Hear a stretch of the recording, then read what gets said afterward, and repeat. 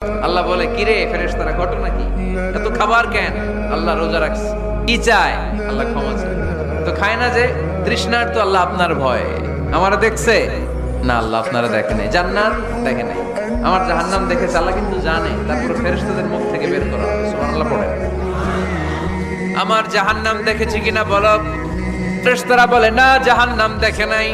আমার জান্নাত দেখেছে কিনা বলো। জান্নাতও দেখে নাই, কিছুই দেখে নাই, আপনারেও দেখে নাই। আল্লাহ এবার খুশি হয়ে যাবে।